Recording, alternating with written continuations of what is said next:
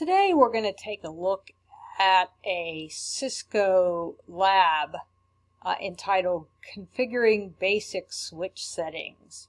And this is meant to be a lab completed with hands-on equipment, but because some of us, most of us, do not have access to physical equipment, we are going to step through this lab using the latest version of PacketTracer, PacketTracer 7.3, which will allow us to use physical mode to simulate in a 80 to 90% fashion the experience that one might get using the actual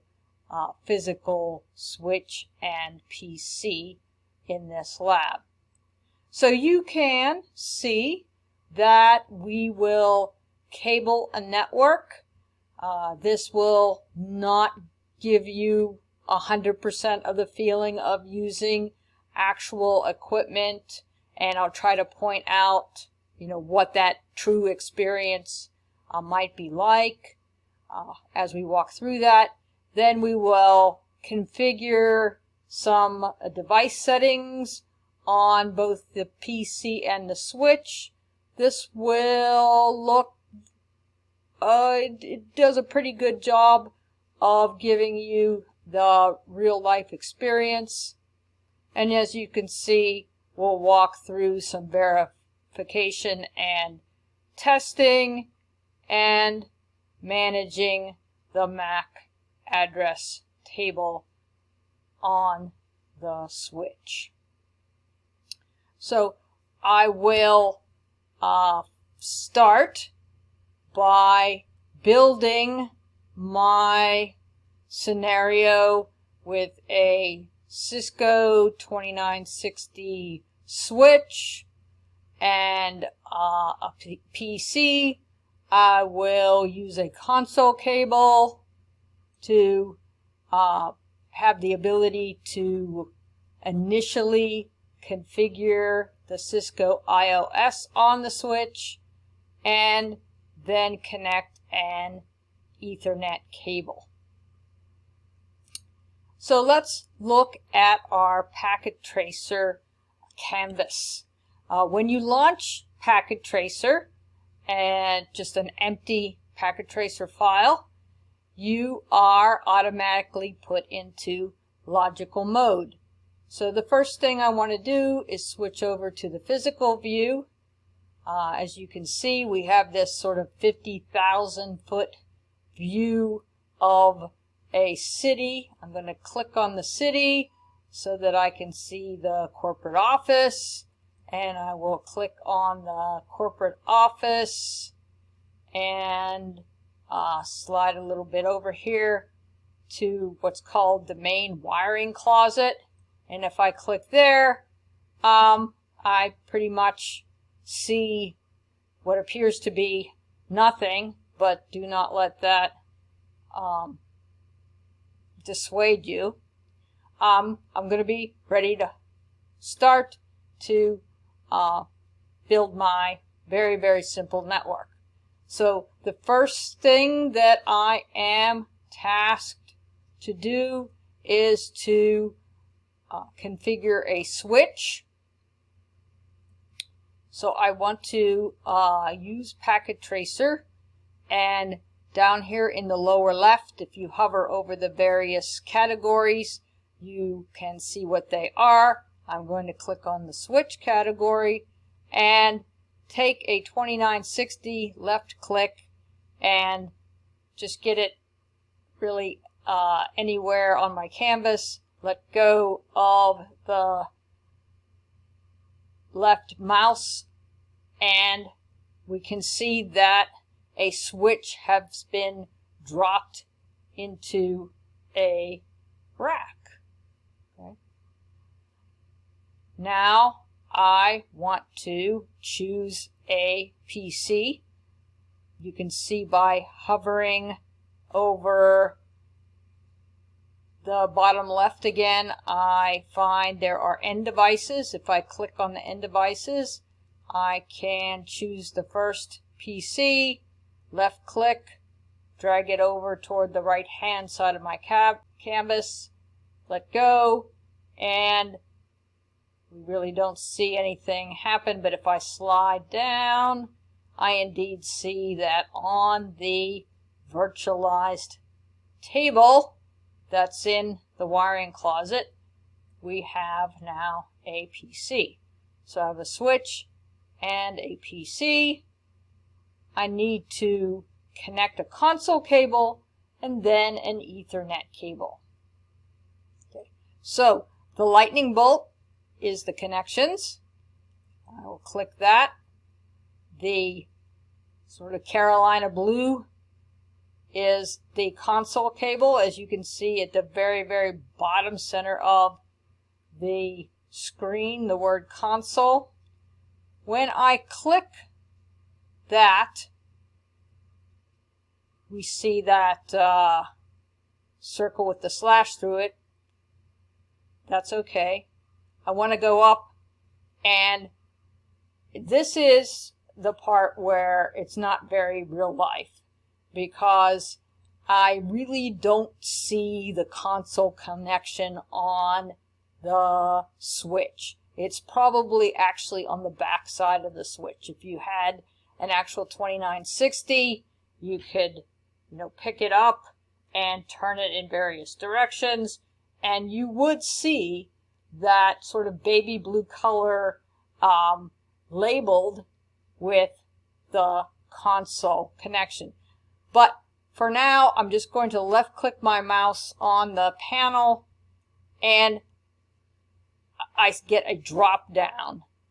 All I have to do is click console, and it's as if that side of the cable was connected.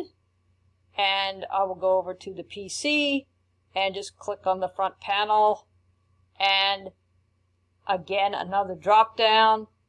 The console cable connects through the RS-232 interface.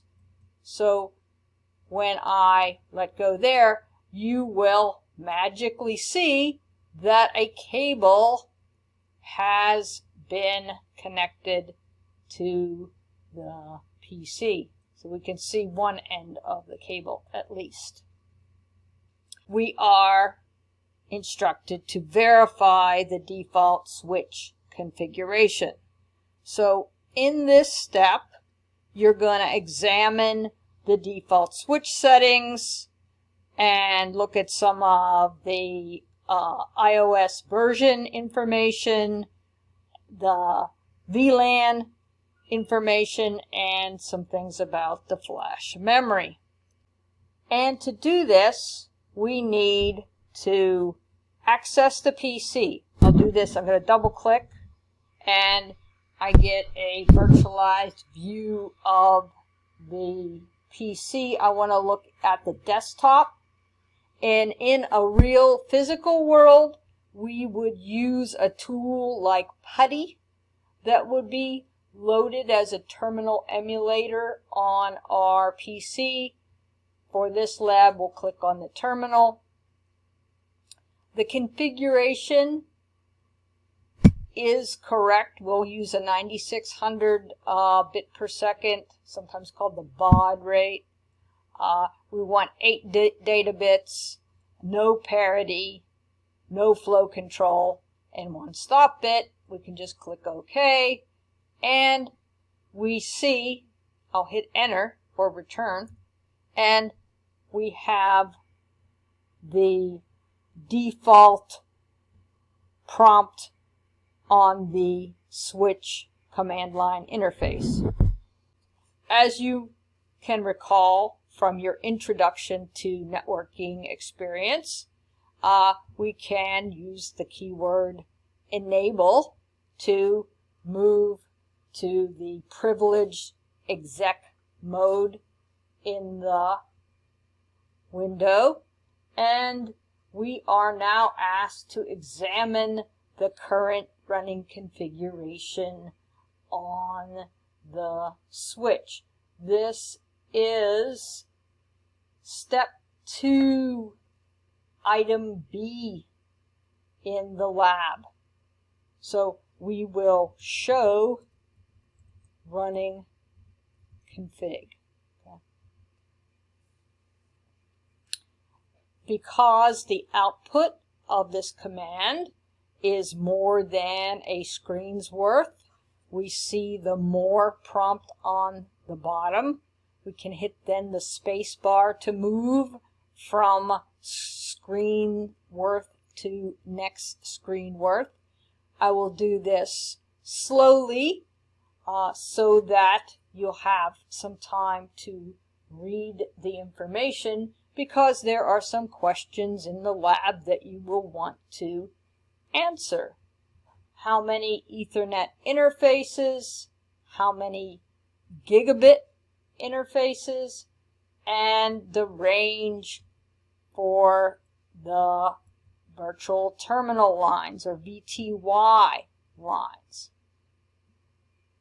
So you'll have a moment to look at that screen, and I also encourage you to actually put this lab together on your own using PacketTracer 7.3 so that you can get the personal experience going through the commands. Step C asks us to examine the startup configuration.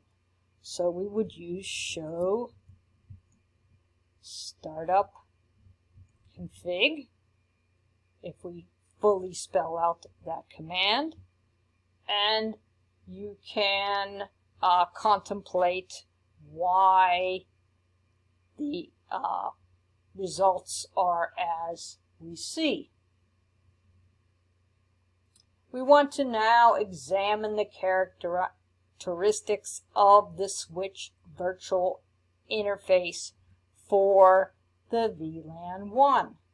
So that will be done with a show command again, and we can type out interface VLAN 1, and there is again a lot of information. It all fit on a single screen, so I see down at my lower left the new prompt. So there is all the information that you need to be able to answer the question if there is an IP address assigned to this VLAN, what the MAC address is of the switch virtual interface, and if that interface is up or not.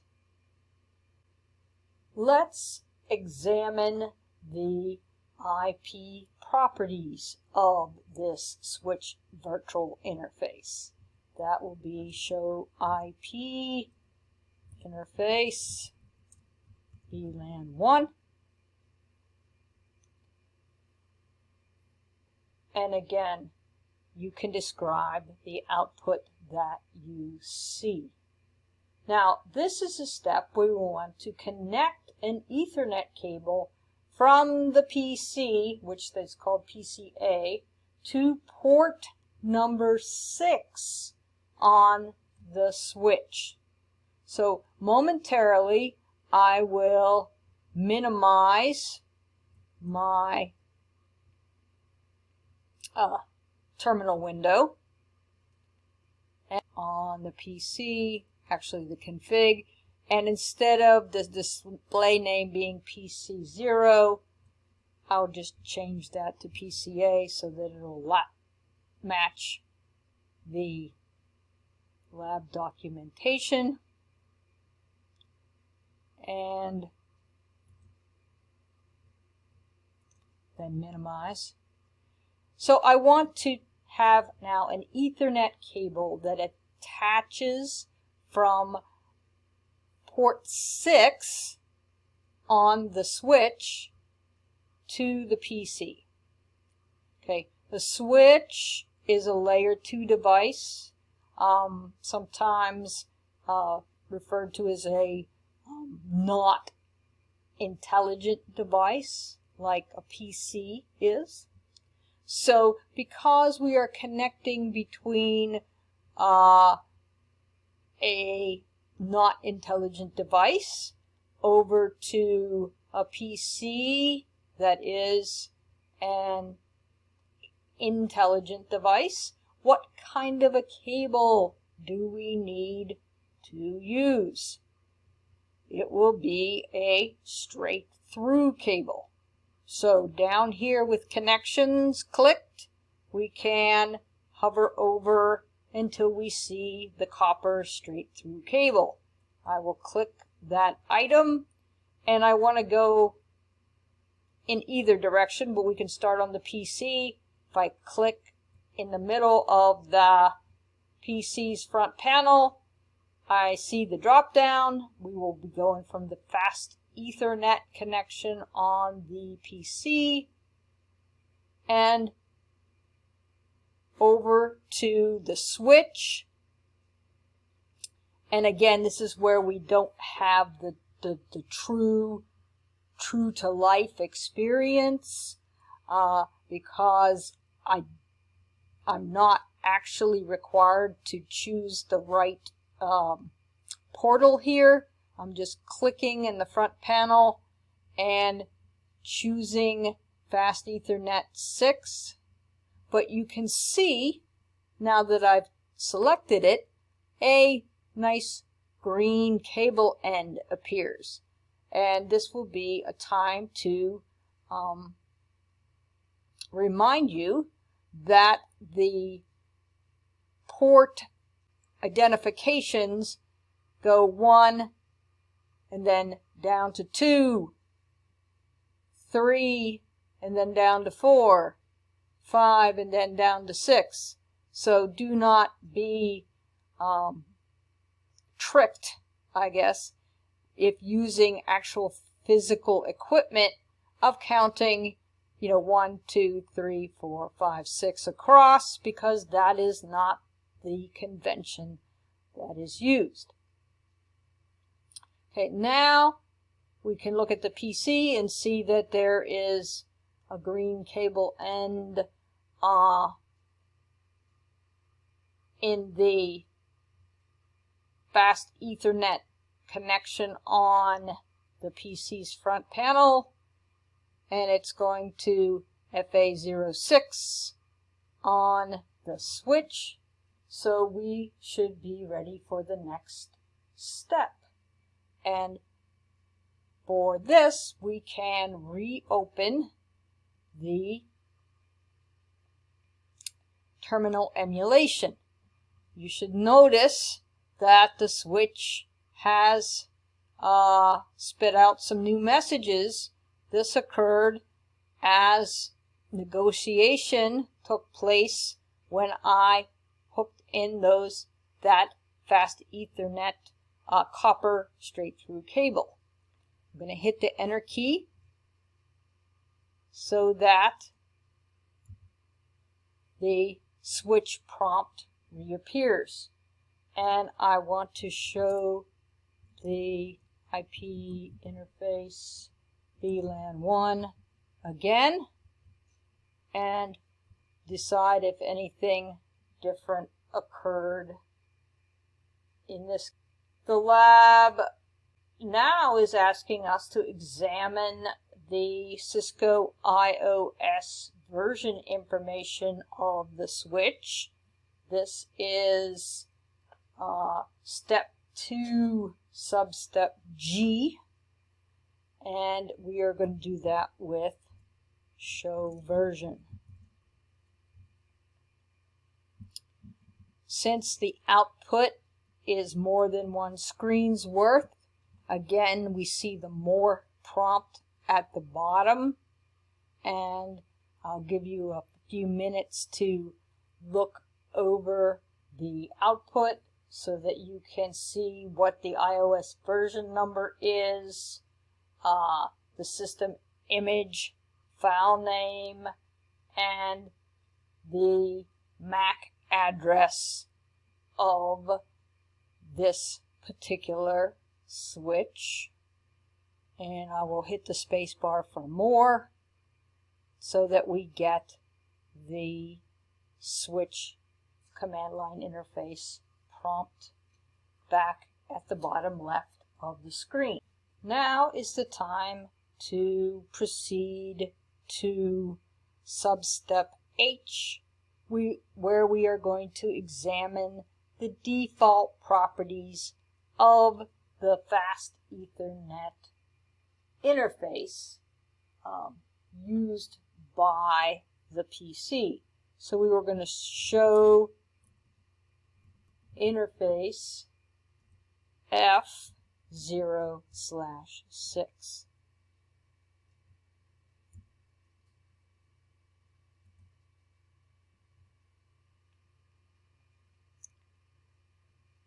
Again, there is more than a single screen's worth of information, so we have the more prompt at the bottom. You should examine the output so that you can determine if the interface is up or down, what event would make an interface go up if it is down, and determine the MAC address of the interface and the speed and duplex setting of the interface. And I'll hit the space bar to move to the rest of the output displays. Let's look at the Vlan information, and where we can look at the output and determine what the default name of Vlan 1 is.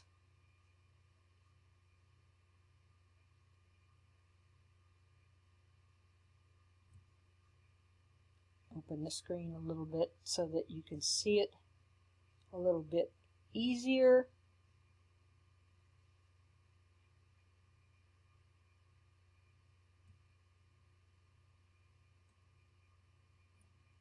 And I will hit the space bar so that you can see the rest of the output.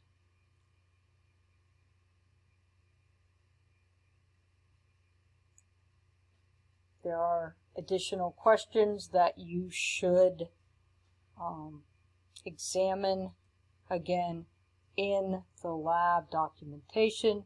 We are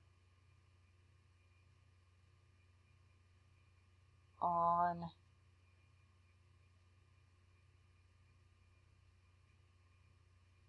this step, substep I. So the next thing we will do is show the flash memory and work from there.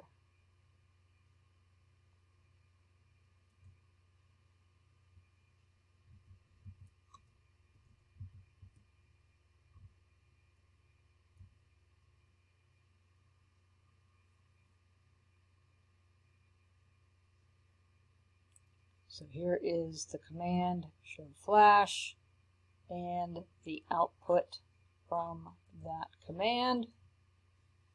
And we will use a dir just like in the DOS world to look at the directory information of the flash memory.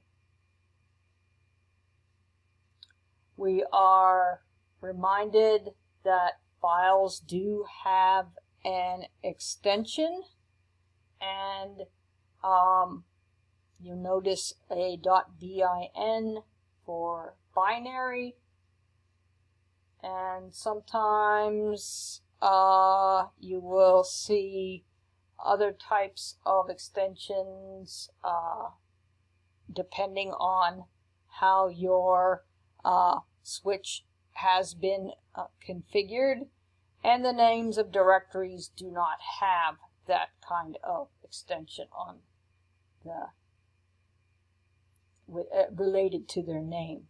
So you should be able to find the file name of the Cisco iOS binary image. And at this point, we are going to configure some basic network device settings. This begins part 2 of the lab.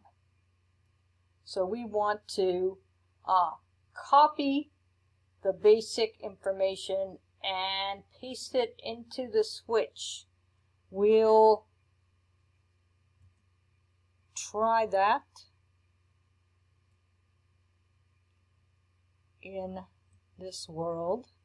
So I will copy the information and see if it does in fact paste, I think.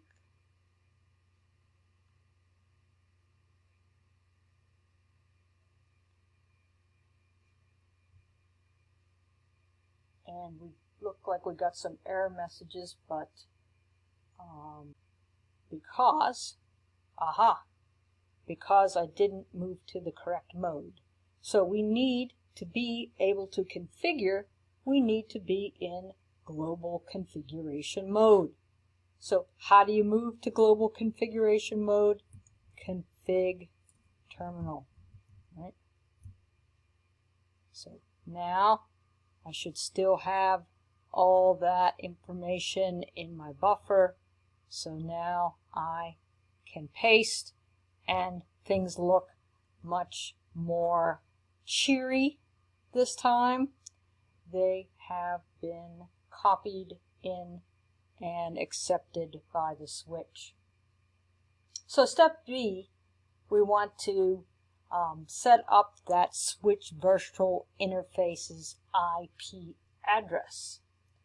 And this is done to put a layer 3 virtual interface onto the layer 2 device so that later we will be able to do remote management of the switch.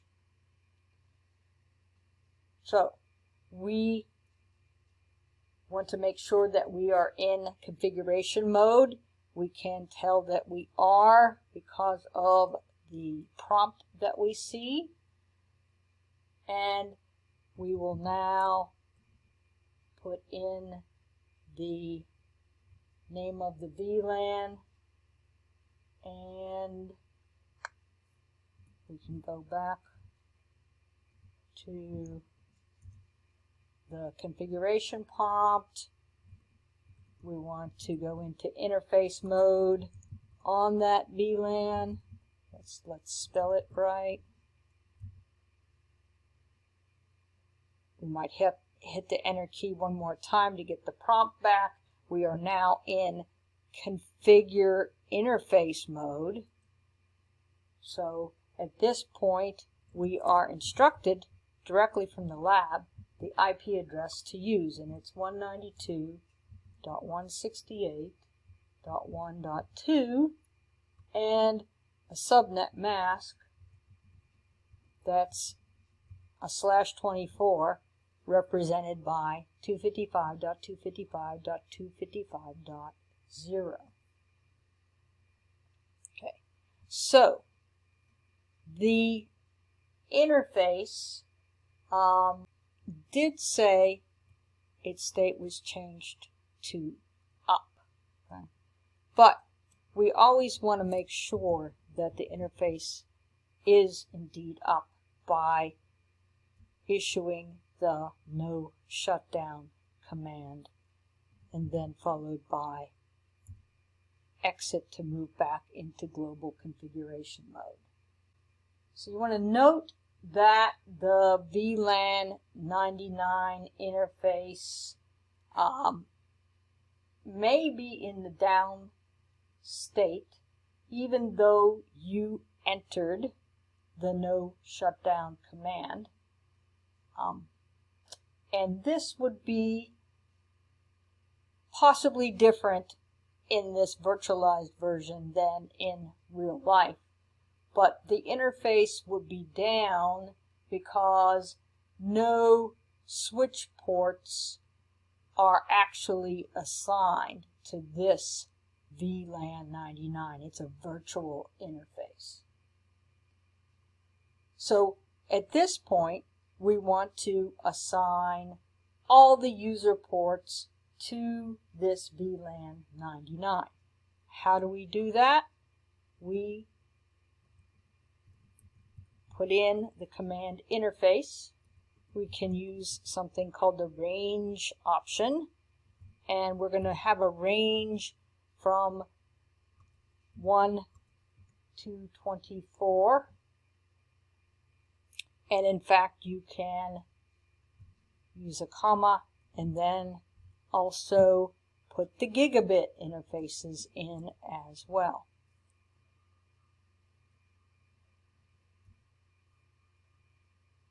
We can see, and I think these spaces that I used are indeed critical. So if you're doing this on your own, make sure you follow the instructions exactly, and we will be put into configure interface range mode on the switch, and we want to enter a command called switch port access Vlan 99. You'll learn more about why this command is necessary and more about VLANs in a subsequent chapter. But this introductory lab is just to get your hands dirty, so to speak, entering some of the commands and seeing the configurations. So as soon as I enter that switch port command, we can see we got some feedback. We see that the line protocol on that interface has been changed to the up state. I will hit the enter key to get the command line interface prompt back, and I want to hit exit to go back to global configuration mode. Now, to establish some connectivity between the host and this switch, the ports used by the host must be in the same virtual local area network, or VLAN, as the switch. So maybe you noticed in the above output that Vlan 1 goes down because none of the ports are assigned to Vlan 1. They all were moved over to Vlan 99. And then you did see that Vlan 99 changed its state to up. This is another area where this simulated version might be slightly different than the true real-world switch, because we don't seem to see the information about Vlan 1 changing state here. But if you are using the true 2960 switch, you would see that happening.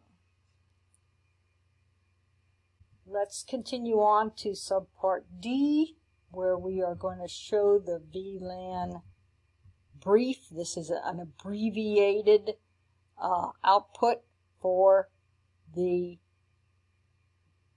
show command. And whoops, again, I need to exit one more time, hit the enter key so that I am back at the # prompt, and then I will show the Vlan brief.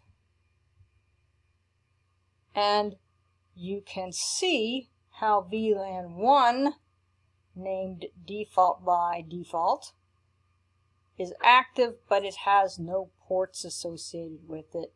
And now VLAN 99 has all the ports associated with it.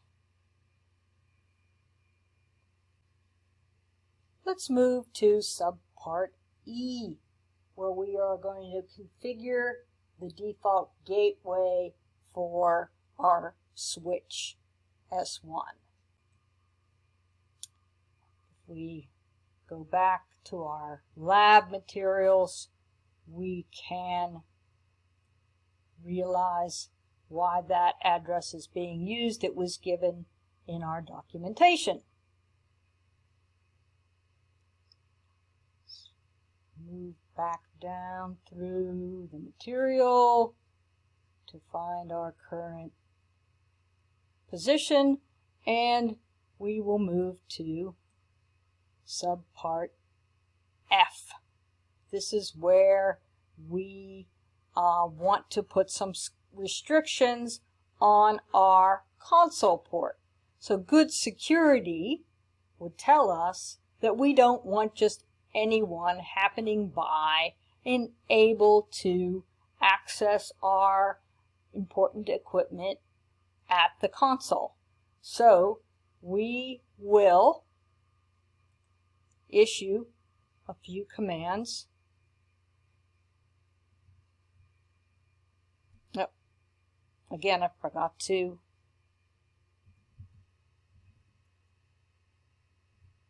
go back into the configuration terminal. Yes.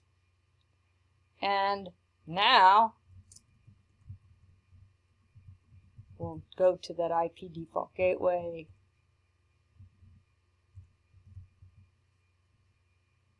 And that correctly configured. And now we'll move on to the line console 0. And we'll put a password of Cisco. Of course, in real life, you'd pick a better password than this. The command login actually enables this password at login. And we want to have the logging be synchronous. And make sure you spell it correctly with the G on the end. Okay. And then we can exit. And now substep G asks us to configure also the virtual terminal lines, or VTY lines, so that they too have a bit of security. So we want to issue line VTY, the beginning and ending, so 0 through 15 or 16 virtual terminal lines are going to be configured here. And again, we're using a not so secure password named Cisco, enabling it with the login command, and then end will take us, notice how end jumped us all the way back out to the enable prompt.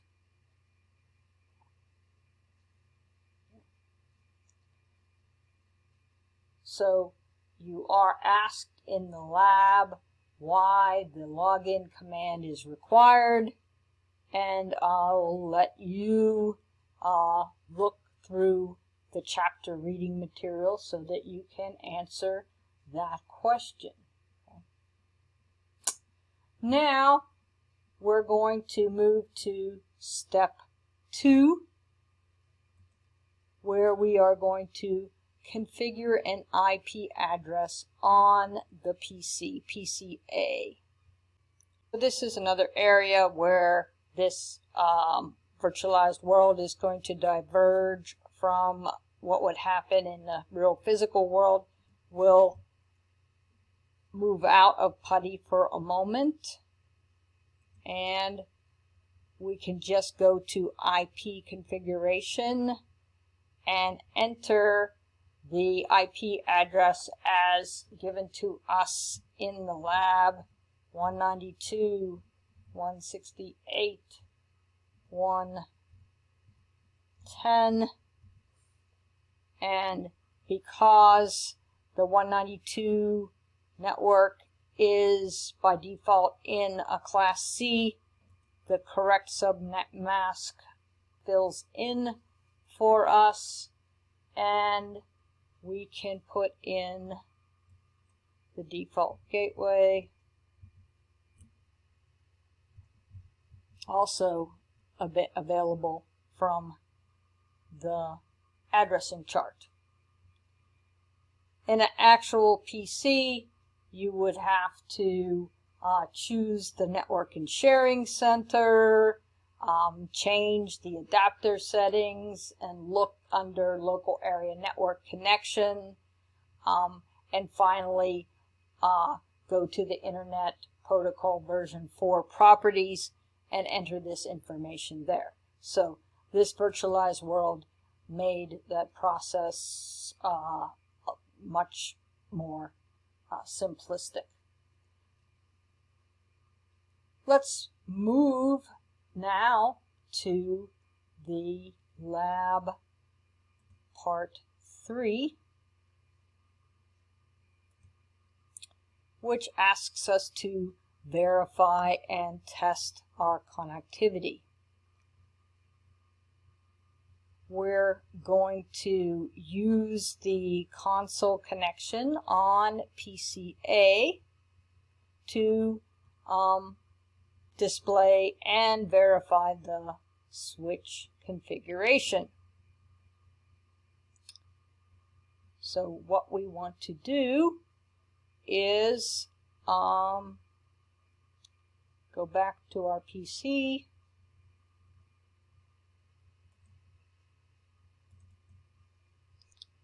and make sure that we're back in through our terminal emulator. Notice that I now have a password prompt because I did that line console 0. The password was Cisco, so I can type that in.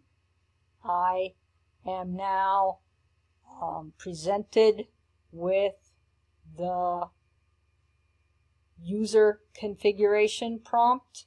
If I type enable, I have yet another password, okay, and that was the enable secret password.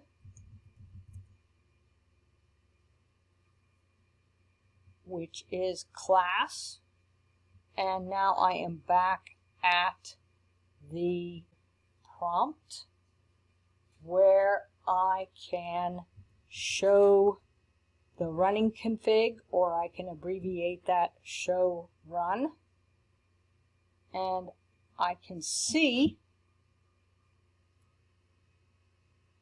the encrypted password, okay. Service password, encryption, host name, the no IP domain lookup, okay. So some of these things that we typed in at the command line, and some of them were commands that we copied and pasted from the lab documentation. So we can see the switch port access VLAN 99 that we put on that entire range of switch ports, and you can examine the IP default gateway command that was entered, and finally we're down to the end of the running configuration file. So substep B asks us to verify the management VLAN settings we will do that with a show command, show interface, Vlan 99, and the entire output fits on one screen for you to examine, and you should be able to answer questions like, what is the bandwidth of the interface, what is the Vlan 99 state, and what is the protocol state by looking at this output. And now we want to test end-to-end configuration with a ping. So this will be done from the PC desktop. So we will close the terminal for a moment, go to the command prompt on the desktop, and we will want to ping 192.168.110, and we can see that 4 packets are sent and 4 are received with 0 loss. We want to also ping 192.168.12. So that 192.168.1.10 was the IP address of PCA, and this 192.168.1.2 will be the IP address of the switch virtual interface.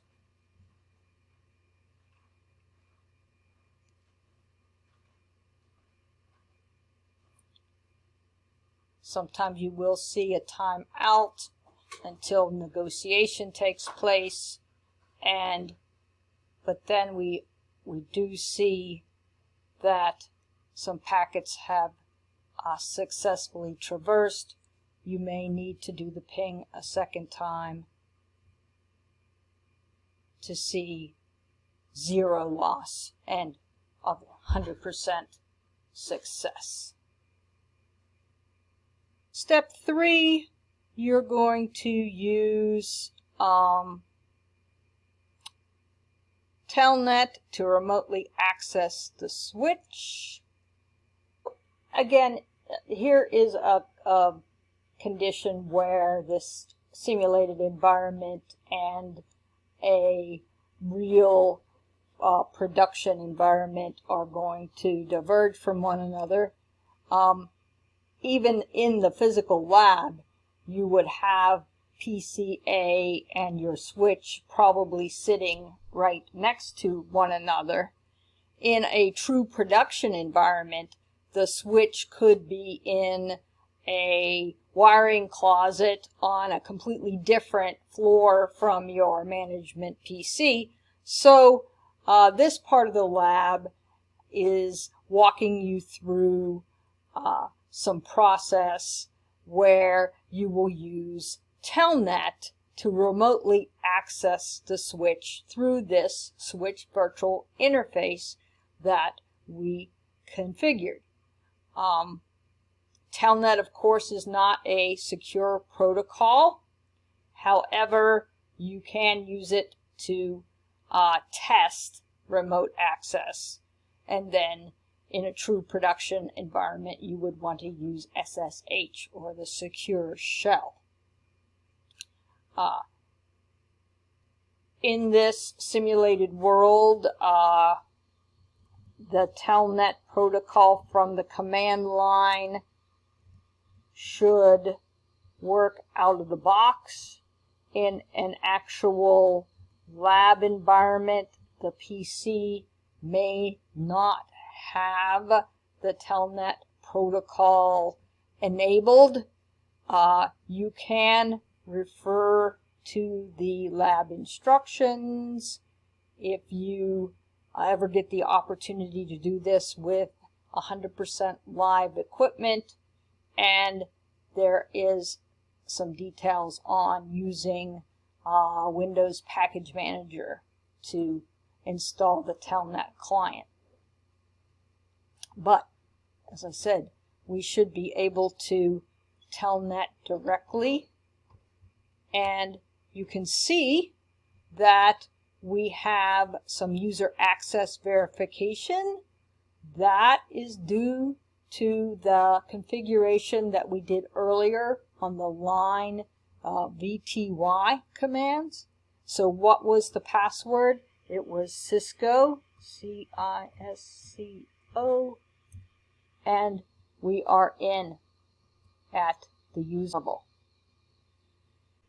So now that we are at the switch, we can enable and enter the enable password, which happens to be class, C-L-A-S-S, and we are ready to copy the running config to the startup config. This takes our volatile running memory contents and copies it to the NVRAM, non-volatile RAM. We get the prompt that asks us if we want to use the default destination file name of startup-config. That's fine, so I'll hit enter, and the configuration is built, and I'm back to the prompt again. And now we are nearing the end. In part 4 of the lab, we are going to look at the MAC address table. We're going to determine the MAC addresses that the switch has learned, and then we will set up a static MAC address on one interface of the switch.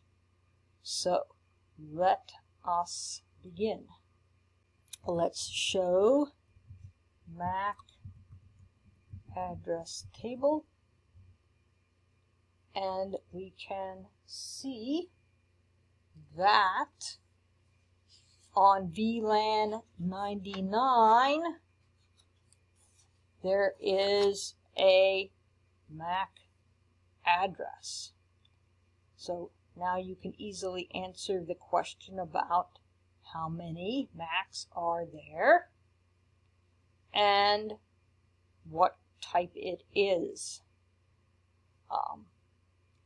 Let's look at options to the command. So show MAC address table, and then a question mark will tell us the kinds of options that we can use at this point in the command. So we could say show MAC address dash table dynamic, show MAC address dash table interfaces, or static. So we want to use show MAC address table dynamic in this case at step 3 substep B, and you should be able to answer the question. Let's enter show MAC address table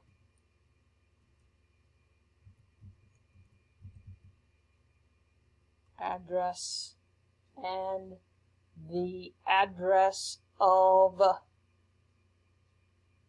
our PCA. Okay. Well, what is that address, that MAC address for PCA? So how are we going to find that MAC address for PCA? Well, in this simulated world, we can go to the physical tab and look over at config and look at the fast Ethernet, which would be like the network interface card, and we can see a MAC address. I'll just cut that for convenience sake and go back over to our desktop and paste that in. We can see that our iOS did not like that command, and in fact, when we did the show MAC address table above,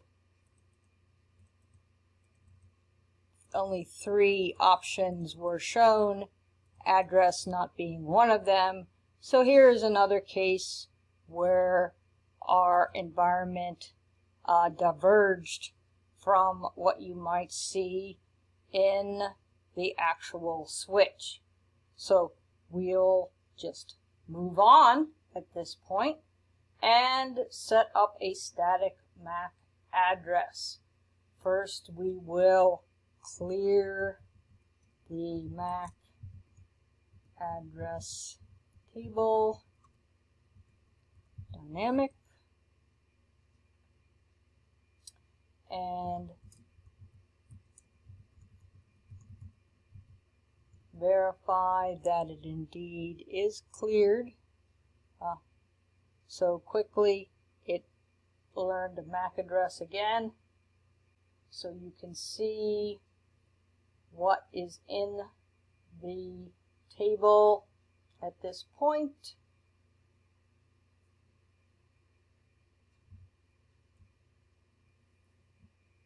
Again, in the real world, you may see something different from this simulated world. More than likely, an application running on your PC has already sent a frame out the NIC to the switch. So in this case, we're seeing about the same results each time. So we're going to move down to substep D. So config terminal, there we go. And if I'm able to shortcut here, I will. And success. Now we want to verify again the address table. And again, always got to be in the right mode. You can see what happens when you're not. The system does not like it.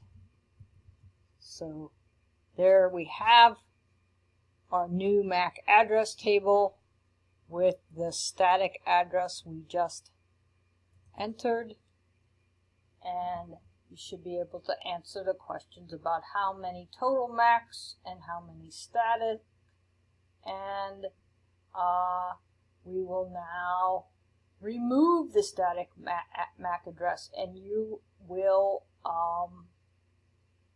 see again the example of Cisco iOS language, where to undo something you can often use the original command with no in front of it. So like shut down and no shutdown. So let's get back into config terminal mode, and because computer people are more than likely lazy people, we'll use some cut and paste. So we want to say no MAC address table static, the static MAC address that we used, and the VLAN 99 on FA06. You noticed when I typed out fast Ethernet, this virtualized system didn't like it very well, so I'm using FA06 and removing the MAC address. And you can cycle through like you do on many other operating systems with your up and down arrow. But remember, I'm not in the right mode, so I really have to exit back. Whoops. Exit back to there. And then I can show the MAC address table and see that the static MAC was removed. Now you should be able to reflect upon the final questions in the lab to answer those. And you'll be finished. Again, because this is in the virtualized world, you will not have to worry about initializing and reloading a switch, but you may want to review these procedures.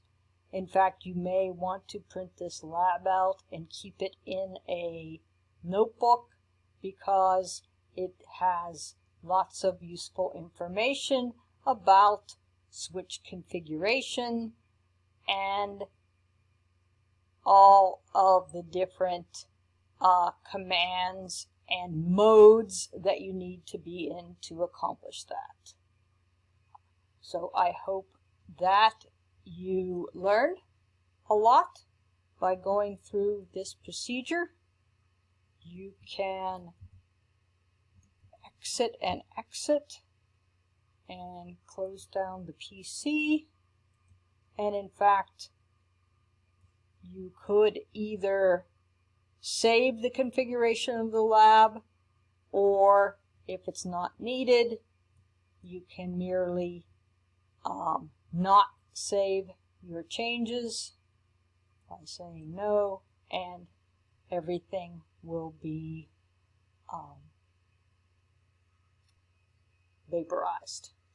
Okay, so I think you have enough to go on so that you can complete that lab and practice, practice, practice.